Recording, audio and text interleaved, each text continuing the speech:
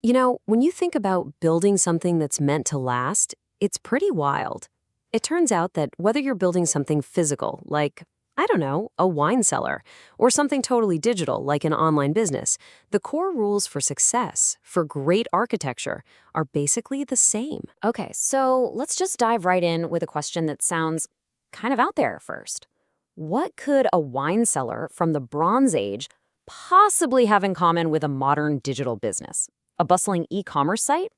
The connection? Well, it's way deeper than you'd probably guess. And this is the answer, right here. It's all about architecture. On the left, you've got a blueprint for a physical structure, a wine cellar. And on the right, a digital one for bringing in customers. Yeah, they look totally different, but they're both carefully designed systems. And that shared idea of having a solid blueprint, a real plan, that's what separates the things that last from the things that just fall apart. All right, so let's start at the very beginning, where every great project has to start, with the blueprint. And to really get this, we're going to use the long, kind of fascinating history of wine cellars as our guide for this first absolutely crucial stage.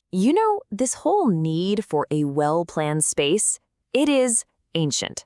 I mean, we're talking 3,600 years ago. It was just about keeping wine out of the sun. Simple.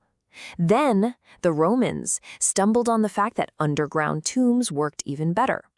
Fast forward to the Middle Ages, and architects are building these beautiful support arches, and whoops, they accidentally created the perfect cellar environment. The technology kept changing, but the core idea, the why, stayed exactly the same. You need a dedicated plan for a specific purpose. So what does that look like today? Well, the process is pretty much universal. Think about it. Whether you're firing up Airtable to build a base for your business or, digging an actual cellar, you start by listing your goals. What do you need this thing to do? Then you sketch out an outline, the tables, the fields, the basic structure. And finally, you plan your strategy. Is this about getting new customers or keeping the ones you have? It all starts here, on paper, before you write a single line of code or move a single shovelful of dirt. Okay, so you've got your plan. Now comes the next phase. Laying the foundation. This is where you make those huge early calls that will literally decide whether your project is going to be solid and able to grow or just a complicated mess that you'll regret later. So, in the wine cellar world, you've got this big choice right off the bat. Passive or active? A passive cellar is simple. You just use a basement that's already naturally cool. Easy. An active cellar? That's way more complex. You have to build a whole controlled environment with insulation, cooling units, the works. So you're choosing between a simple, natural structure or a more complex, engineered one. And guess what? We are having the exact same conversation when it comes to building a database. I was reading this Reddit thread about Airtable, and it highlights the two main paths. You can throw all your contacts into one big, simple table, or you can build a more complex, but way more organized system with separate, linked tables. Simple versus complex. See the pattern? And this is the key right here, perfectly put by Reddit user AwesomeLoke. You can add complexities to a simple system, but it's much harder to deconstruct a complicated in-flight system. That is the golden rule of architecture, period. It's always easier to add features to a clean, simple foundation than it is to untangle a complicated mess that's already up and running. Start clean, start simple. And just to show you how deep this parallel runs, think about this. In a fancy, active cellar, you install a vapor barrier. Its only job is to stop moisture from getting in and creating mold. Well, in your database, your vapor barrier is your data integrity rules, like making sure a customer's info only exists in one single place.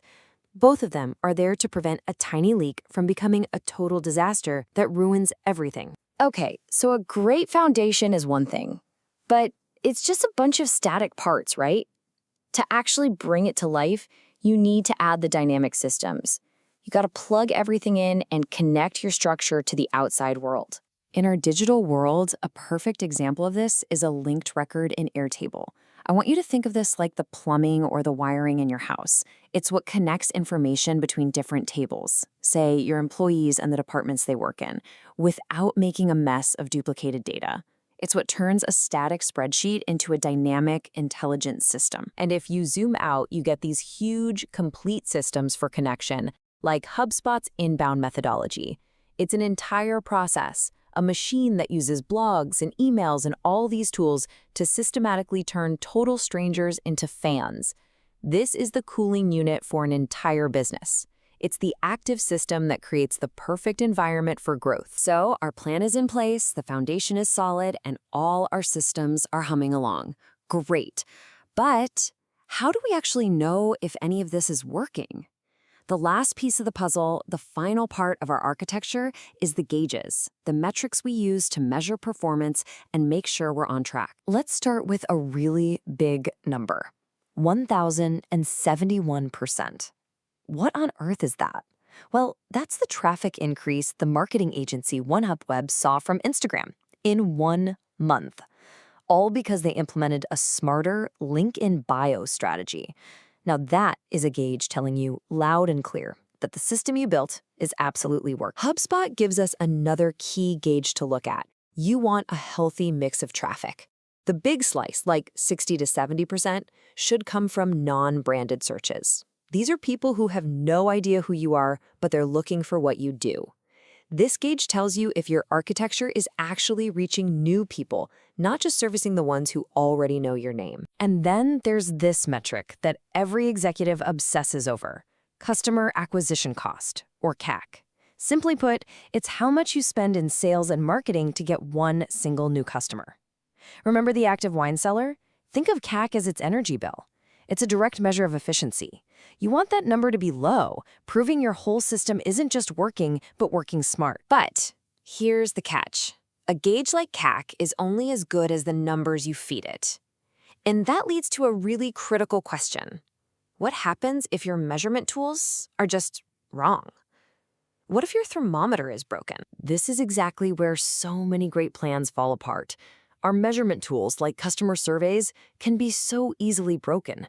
If you ask leading questions or use confusing jargon or force people to answer 2 things at once, you're going to get garbage data. It's exactly like trusting a broken thermometer. Your gauges are lying to you, and now you're making big decisions completely in the dark. All right, let's bring this all together. We've gone from ancient wine cellars to modern marketing funnels, and we've seen how the exact same architectural rules apply to both.